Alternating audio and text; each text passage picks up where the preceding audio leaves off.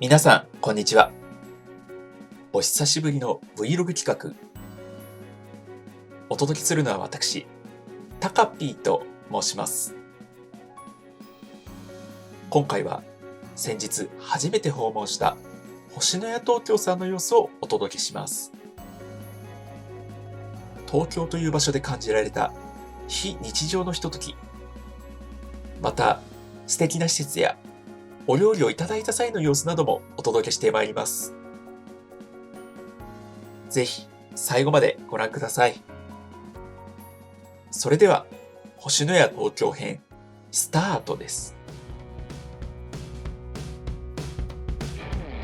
電車で東京駅まで向かい、まずは丸の内北口方面へと向かいます。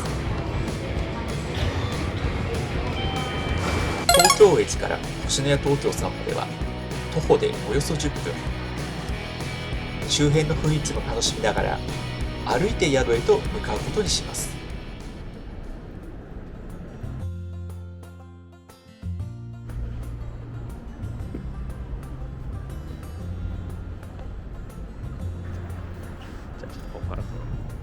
そろそろ目的地が近づいてきたようです。地図で見るとこの先にあるようですが、こちらの右手にある黒い建物が星のや東京さんの建物です。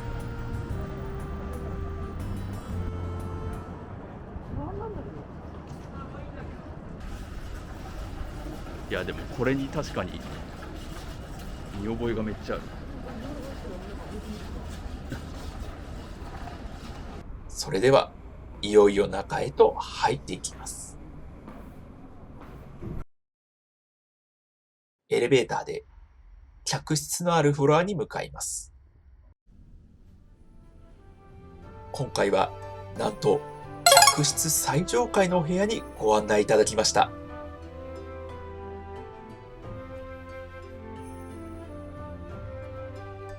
こちらが本日のお部屋です。和の雰囲気であふれた素敵なお部屋。まずはお部屋の中を一通り見てみることにします。最初に目が留まったのはクローゼットです。お部屋の中で着るパジャマと外にも着ていける着物が用意されていました。着物については館内でも滞在着として着用できるということで、後ほど着替えることにします。お部屋から玄関の方に振り返ると、右手側に浴室がございます。奥の方にはシャワーブースも設置されていました。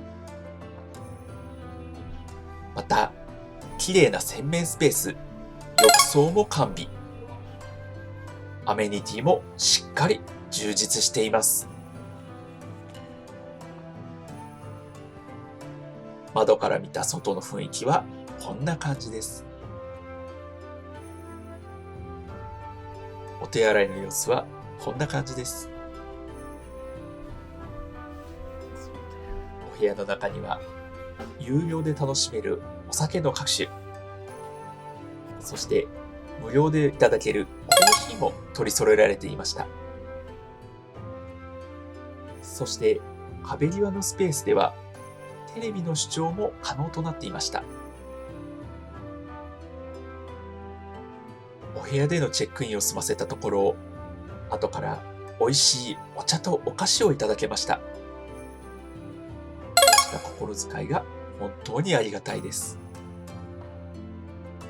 お部屋の中も一通り覗いてみたので、少し部屋の外にも出てみます。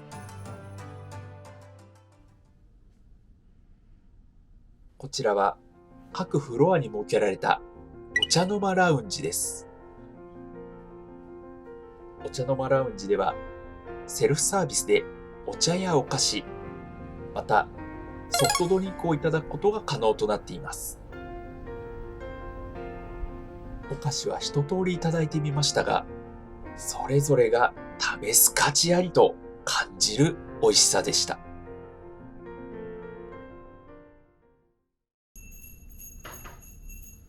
この鐘の音は何でしょう？スタッフの方が和菓子を運びに来てくださいました。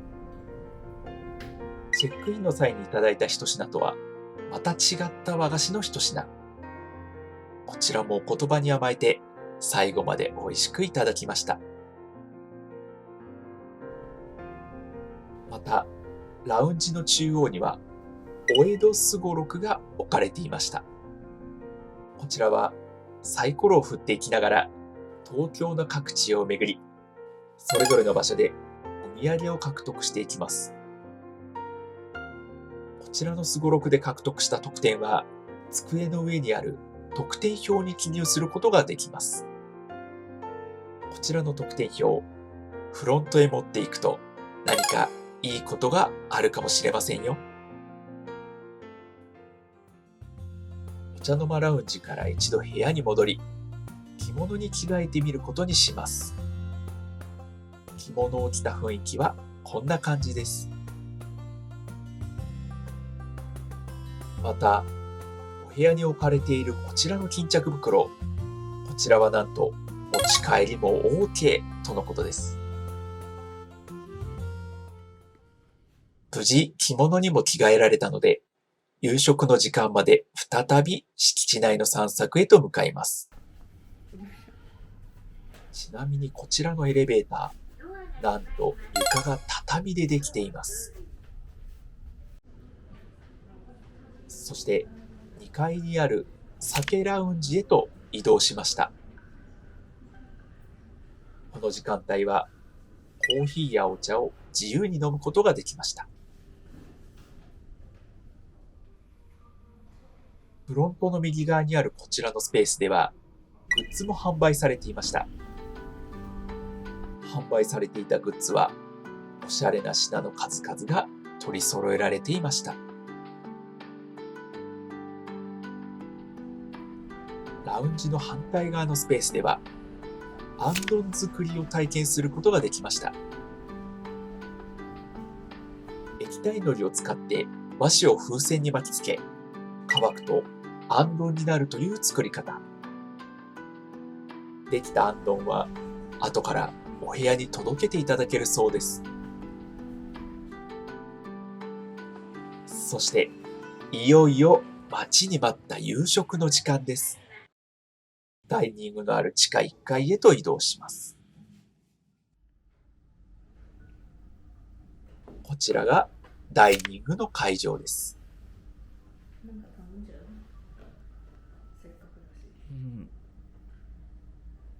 メニューで気になったお酒も楽しみつつ、引き続きお料理を待ちます。こちらが本日のメニューです。お料理が出てくるまで期待感も高まります。そして一品目が到着しました。最初は鮒を使った慣れ寿司です。慣れ寿司は魚を塩とお米で乳酸発酵させた料理とのことですが、ジュレを使った爽やかさを感じる味わいで、不思議な感覚を覚える一品でした。次に来たのはこちらの一品。5つの石ということで、小さな石の上に乗った色とりどりのお料理です。酸味、塩味など5つの味が小さなお料理にぎゅっと凝縮され、各々の違いも楽しめる一品でした。こちらは、しめ鯖のルーローです。そして次に来たのが、金目鯛のアンクルートです。厚めのパイ生地に金目鯛の身が包まれた形の一品。ソースによって違った味わいも楽しみつつ、本当に美味しく感じた一品でした。こちらは穴子とポルチーニだけを使った一品です。炭火で焼いた穴子とポルチーニだけの風味を感じながら楽しめるまさに香る一品でございました。さらに、鹿肉と根刺し味噌のポトフです。鹿のローストされたお肉を楽しめることに加え、鹿のお出汁を使ったコンソメスープも味わえる一品です。こちらだけでも美味しく楽しめたのですが、なんと後からお味噌の乗ったおにぎりもいただきました。直接食べるもよし、スープに入れて溶かして食べるもよし、それぞれの味わいを深く楽しむことができた一品でした。そしてここからはデザートの時間です。まずはぶどうと生姜のデザートです。見た目の彩りの豊かさで楽しめることはもちろん、開ける時のドキドキ感もたまりません。次に、ゆり根のモンブランです。こちらは珍しく感じた白い見た目の一品。でも実際に食べてみると、こちらも本当に美味しかったです。そして最後は、幻想的な雰囲気も味わえ、最後まで本当に楽しい食事となりました。すごい、なんかいいじゃん。お部屋に戻ると、先ほど作ったあんすごいどんがすごい。すでにお部屋に届いていました。本当に素敵な雰囲気でした。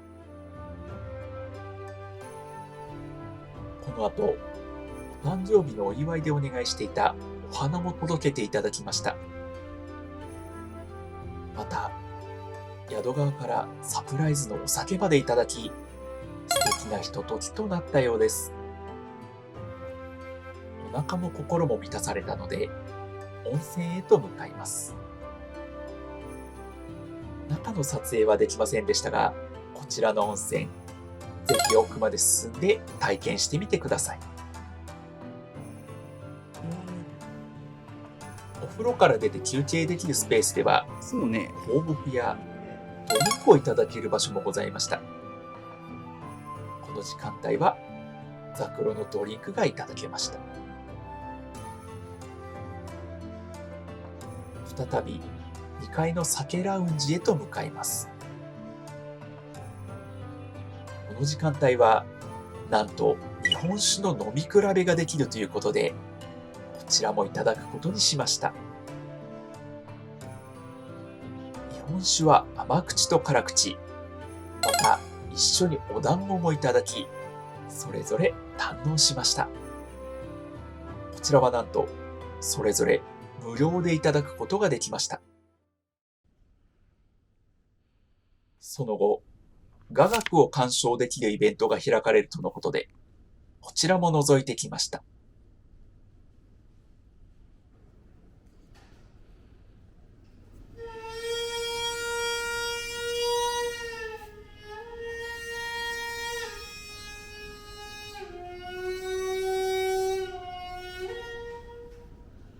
素敵な音色にも浸りながら、結局最後まで楽しんでいました。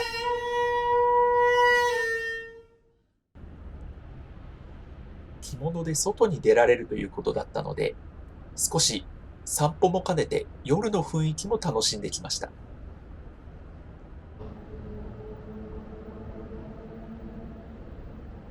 明かりに照らされた夜の建物の雰囲気は、また違った趣を感じさせてくれました。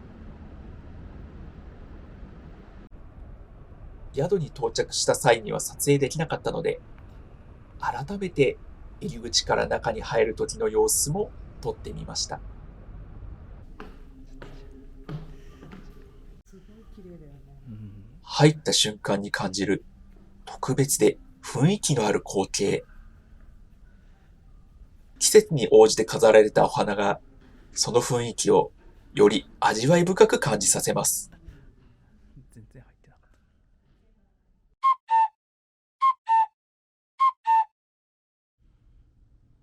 そして翌朝、この日の朝食はお部屋で楽しめるインルームダイニングを選択しました。私は洋朝食のセットを選んでみました。オムレツをメインとした料理の数々は朝からしっかり、でも最後まで美味しく堪能することができました。また、こちらは和朝食のセットです。焼き魚や色とりどりの小鉢を楽しめることに加え、こちらではなんと釜に入った炊きたてご飯を楽しむことができます。お米が立って光って見えるというのはこういうことでしょうか。再び2階の酒ラウンジへと向かいます。朝の時間帯では通常いただけるインスタントコーヒーに加え、ドリップで入れていただくコーヒーも味わうことができました。最後に仕上げの朝風呂へ。朝の時間帯は美味しい牛乳をいただくことができました。今回の星のや東京さんでの滞在、最初から最後まで普段味わうことのできない非日常のひとときを体験することができました。機会がございましたら、ぜひ星のや東京さんについてもチェックしてみてください。最後までのご視聴、本当にありがとうございました。またの機会にお会いしましょう。